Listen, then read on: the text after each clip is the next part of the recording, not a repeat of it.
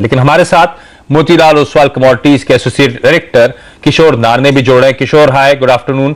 सबसे पहले मैं जानना चाहूंगा, शुरुआती कारोबार में फरवरी वायदा 2800 रुपए के नीचे फिसलने के बाद चना वापस एक बार तेज हो गया है, पिकअप होता हुआ नजर आ रहा है, एक बॉटम फिशिंग होती हुई नजर आ रही है।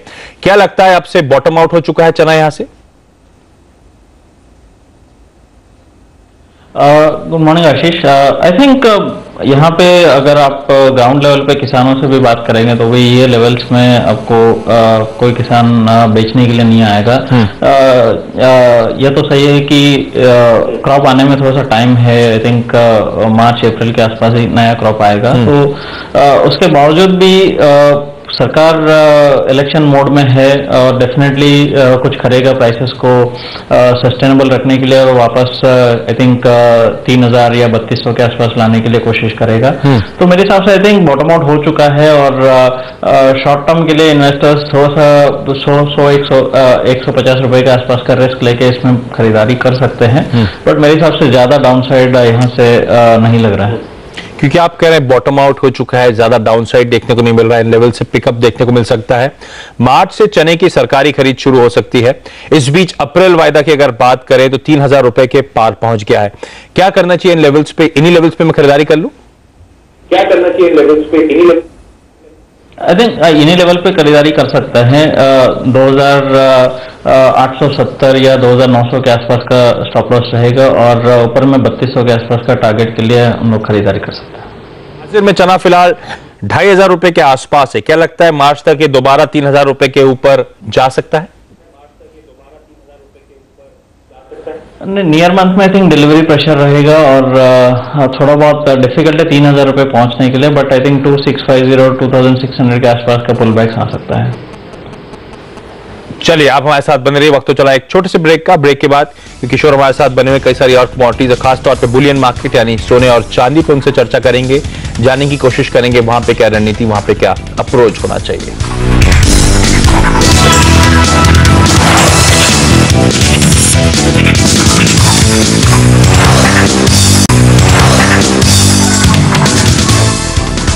ब्रेक के बाद आपका स्वागत है। और सोने में गिरावट आई है। एमसीएक्स पर सोने का दाम करीब आधे % फिसल गया है।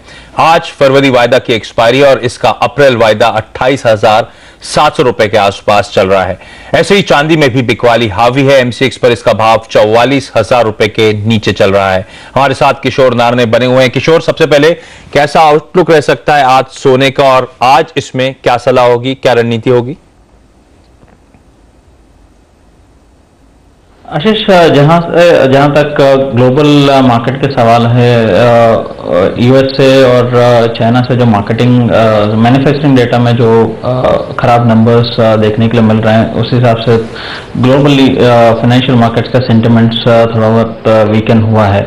और उसके साथ साथ जो यूएस का जो डेटा आ रहा है, खास करके अभी वो डॉलर को भी नेगेटिव साबित हो रहे हैं। सो डॉलर का वीकनेस की वजह से जो इंटरनेशनल मार्केट्स में गोल्ड का जो स्ट्रेंथ है, थोड़ा सा सेफ हेवन होने की वजह से भी इसका थोड़ा बहुत स्ट्रेंथ दिख रहा है। तो मेरे हिसाब से यहाँ पे जो आगे जाके अगर यूएस का डेटा और भी खराब आ जाता है तो जो पिछले कई महीने में, स्पेशली पिछले 6-7 महीने में जो देखा है कि जो भी यूएस खराब डेटा के आसपास आते हुए डॉलर में जो स्ट्रेंथ आ रहा था, dollar as a safe haven, वो शायद अभी खत्म हो चुका है। तो आई थिंक अभी जो मैक्रो इकोनॉमिक वीकनेस की वजह से जो डॉलर में नेगेटिविटी आ रहे हैं, उसके वजह से गोल्ड स्लाइटली पॉजिटिव है।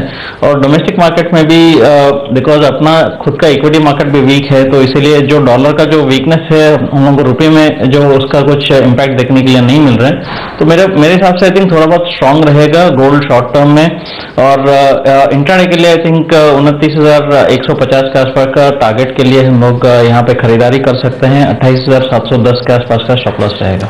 चलिए, यहाँ पे एग्रीकल्चर मिनिस्टर यानी कृषि मंत्री की तरफ से स्टेटमेंट आते हुए, जो पिछली बार डिफर हो गया था, कैबिनेट शायद आज डिसीजन ले सकता है रॉ शुगर के एक्सपोर्ट्स को लेकर। कहा जा रहा है अगले 2 सालों में शायद इंडिया 4 मिलियन टन के आसपास रॉ शुगर एक्सपोर्ट करता हुआ नजर आएगा।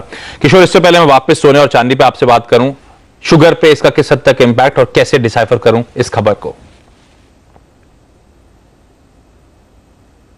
आई आई थिंक वी हैव इसका शुगर का बहुत ज़्यादा इन्वेंट्री अपने पास पड़ा है, और अगेन नया क्रॉप का जो क्रशिंग है वो भी एकदम फास्ट पेस में चल रहा है। तो मेरे हिसाब से ये अगेन इलेक्शन मोटिवेटेड मूव हो सकता है, बट डिस्पाइट दैट अपने पास जो इन्वेंट्री है वो इसको खाली करने का बहुत ज़रूरत है। और इस सेक्टर में जो फाइनेंशियल डिफिकल्टीज जो चल रहे हैं उसके लिए भी थोड़ा सा लिबरेशन मिल जाएगा।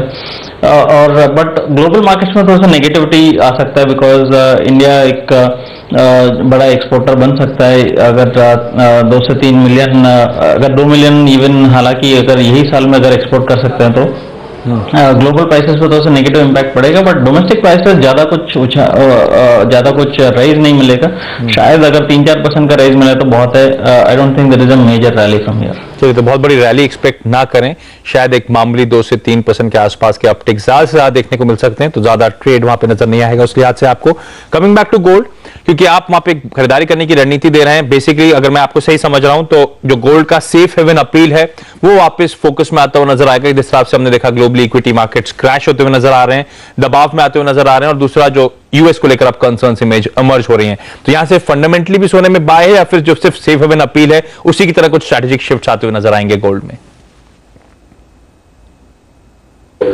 आई थिंक मुझे लगता है कि इसमें शॉर्ट टर्म का ही सेंटिमेंटल पुश है। इसमें मुझे लगता है कि 1-2 महीने में वापस डेटा स्टेबलाइज हो जाना चाहिए, और ये टेपरिंग को लेकर जो काफी डर और अनसर्टेनिटी चल रहा है मार्केट में वो थोड़ा बहुत सेटल हो जाना चाहिए। एक भी अगर मंथली डेटा पॉइंट्स अगर पॉजिटिव आ जाता है तो गोल्ड का अपील खत्म हो जाएगा। और मेरे हिसाब से आई थिंक काफी हद तक markets rather than fundamental sentimentally ज्यादा रिएक्ट कर रहे हैं, इवन इक्विटी मार्केट्स। तो मेरे हिसाब से आई थिंक ये short term short lived strategy रहेगा। अगर डॉलर लेवल में अगर बात करेंगे तो 1280-1285 के आसपास लेवल्स देख सकते हैं, जो 1250 के आसपास जो करीबन चल रहे हैं, और वहां से वापस इसमें थोड़ा बहुत सेलिंग प्रेशर आएगा। सस्टेनेबल बाइंग लॉन्ग टर्म के लिए मुझे नहीं दिख रहा है गोल्ड में। चलिए, तो यहाँ पे शायद एक सेंटिमेंटल इंपैक्ट होगा, ज्यादा सस्टेनेबल बाइंग गोल्ड में नजर नहीं आती। लेकिन किशोर, चांदी पे क्या रणनीति होनी चाहिए, वहां पे क्या नजरिया बन रहा है? डेफिनेटली चांदी सोने को फॉलो करेगा, बट जैसा चांदी आधा बेस मेटल और आधा प्रेशर मेटल होने की वजह से जो बेस मेटल्स में जो कमजोरी है और जो प्रेशर है वो थोड़ा बहुत सिल्वर पे प्ले करेगा, और मेरे हिसाब से अंडर परफॉर्मर रहेगा। आप रिलेटिव परफॉर्मेंस देखेंगे तो गोल्ड से कंपैरेटिवली अंडर परफॉर्म करेगा, बट डेफिनेटली उसको फॉलो करते हुए डायरेक्शन में तो उल्टा नहीं होगा, डेफिनेटली उसको फॉलो करेगा। सो मेरे हिसाब से यहाँ पे 43,500 के आसपास इसमें खरीदारी कर सकते हैं इंट्राडे के लिए, 4400-150 के आसपास का टारगेट्स के लिए। क्योंकि आपने बेस मेटल्स की बात करी, अपने दर्शकों को बता दूं, अमेरिका और चीन के खराब आंकड़ों का बेस मेटल्स पर बड़ा असर पड़ा है। एमसीएक्स पर कॉपर दबाव में है। दरअसल एलएमई पर लगातार 10वें दिन कॉपर में गिरावट जारी है। पिछले 1 साल में कॉपर का दाम करीब 15% फिसल चुका है। इस बीच गोल्डमैन सैक्स ने कहा है कि इस साल दुनिया में कॉपर का सरप्लस स्टॉक पिछले साल के 45,000 टन के मुकाबले करीब 3,85,000 टन रह सकता है। किशोर, स्पेसिफिकली सबसे पहले गोल्डमैन सैक्स तो कॉपर को लेकर काफी ज्यादा बेयरिश आउटलुक दे रहा है। क्या एलएमई कॉपर $7,000 के भी नीचे फिसल जाएगा? ऐसे में घरेलू बाजार पर क्या लेवल्स होंगे जिनको आप वॉच आउट करेंगे, और क्या रणनीति होगी? आशीष, यहाँ पे कॉपर का जो सरप्लस है, आई थिंक मिड 2013 से ही आप देखेंगे तो काफी हद तक मोस्ट ऑफ द एनालिस्ट्स 2014 का साल सरप्लस साल मान के चल रहे थे, और थोड़ा बहुत बीच में थोड़ा सा सरप्लस घटाया गया है, वापस अभी 3.5 लाख के आसपास का सरप्लस काफी एनालिस्ट पेक करने लग गया। तो मेरे हिसाब से फंडामेंटली कॉपर 2014 के लिए हमेशा सरप्लस ईयर माना जा रहा था, और मंदी कंटिन्यू रहेगा, बट उसके ऊपर जो चाइनीज और यूएस का जो पीएमआई नंबर्स में जो कमजोरी नजर आया था वो काफी हद तक शॉर्ट टर्म में सेंटिमेंटल प्ले कर रहे हैं, बट अदरवाइज सरप्लस सब पूरा मार्केट मान के ही चल रहा था कि ये सरप्लस रहेगा। तो सलाह क्या होगी फिर कॉपर में? सलाह तो आई थिंक आज के लिए इंट्राडे बिकवाली ही का सलाह रहेगा, और 440 का टारगेट रहेगा, और 448 के आसपास का स्टॉप लॉस रहेगा सेलिंग के लिए। और अगर शॉर्ट टू मीडियम टर्म अगर देख रहे हैं तो 432 के आसपास इसमें काफी अच्छा सपोर्ट्स पाया जा सकता है। चलिए, क्योंकि मैं आपसे बेस मेटल से खासतौर पर चर्चा कर रहा हूँ, इंडस्ट्रियल्स पे चर्चा कर रहा हूँ, मैं आपसे थोड़ा ब्रॉडर आउटलुक चाहूंगा क्योंकि अब तक चाइना को लेकर कंसर्न इमिनेट हो रहे थे, वहां पे ग्रोथ स्लोडाउन को लेकर कंसर्न इमिनेट हो रहे थे। अब जिस तरह के आंकड़े कल यूएस से आए हैं, जहां पे मैन्युफैक्चरिंग एक्टिविटी में एक शार्प स्लो डाउन देखने को मिल रहा है, मेरे ख्याल से बिगेस्ट ड्रॉप है नए ऑर्डर्स में पिछले 33 सालों के लिहाज से। किस हद तक दबाव पूरा कमोडिटी कॉम्प्लेक्स, मेरे ख्याल से मेटल कॉम्प्लेक्स पे, बेस मेटल्स पे आप आगे देखते हुए नजर आ रहे हैं? और ना सिर्फ हमने सिर्फ कॉपर की बात करी, बाकी कमोडिटीज पे क्या आउटलुक है? कहीं पे आपको ट्रेड्स नजर आते हैं? यहाँ पे आप हमें सारे बेस मेटल का अगर फंडामेंटल्स देखेंगे तो एल्यूमिनियम एक ऐसा मेटल है जिसमें इन्वेंट्री का ह्यूज प्रेशर है अक्रॉस द वर्ल्ड, इसका इन्वेंट्रीज बहुत ही हाई है। और कॉपर एक अगेन ऐसा मेटल है जिसमें सरप्लस चल रहा है। और लेड और जिंक थोड़ा सा टाइट सप्लाई डिमांड बैलेंस चल रहा है। और निकल में इंडोनेशियन माइनिंग बैन के हिसाब से इसमें थोड़ा सा अवेलेबिलिटी कमजोर हो सकता है। तो इसमें थोड़ा सा अलग अलग डिफरेंट फंडामेंटल से मैं अगर 2014 का अगर आउटलुक मेटल्स का अगर देना है तो प्रॉब्लम निकल सारे मेटल्स को आउट परफॉर्म कर सकता है, गिवन इंडोनेशिया इस जो सेल्फ क्रिएटेड मेस से अगर बाहर नहीं आ पाएगा तो। और लेड जिंक स्टेबल रहना चाहिए, एल्यूमिनियम और कॉपर में मंदी रहना चाहिए। क्योंकि आप स्पेशली एल्यूमिनियम को हाईलाइट करते थे शुरुआत में, जहां पे हाई इन्वेंट्री का एक बड़ा कंसर्न है, उसके बावजूद आज भी ट्रेड में ओपनिंग पॉजिटिव हुई, उन लेवल्स को सस्टेन करता हुआ नजर आ रहा है। एल्यूमिनियम में कोई स्पेसिफिक रणनीति, दबाव एक्सपेक्ट कर रहे हैं आप यहां से सेल करके चलूं?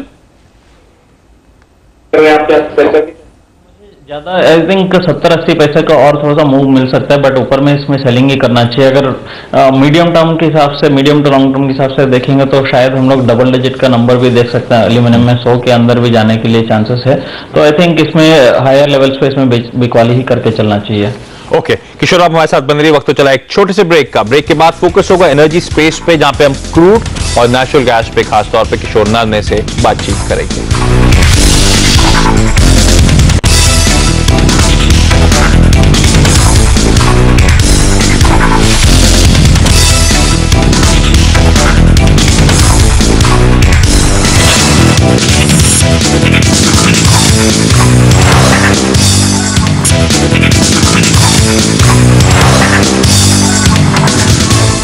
ब्रेक के बाद आपका स्वागत है। किशोर नारने हमारे साथ बने हुए हैं। किशोर, इससे पहले मैं आपसे एनर्जी स्पेस पे बात करूं, थोड़ा सा आपका फंडामेंटल नजरिया जानना चाहूंगा। जो स्टिमुलस रोल बैक होना शुरू हुआ था यूएस में, उस तरह सिर्फ इक्विटी कमोडिटीज पे भी खासा इंपैक्ट देखने को मिला है।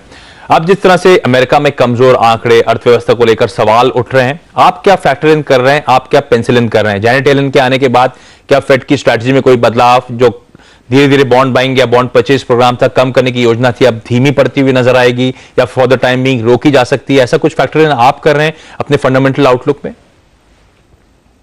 या it's too early to take a call?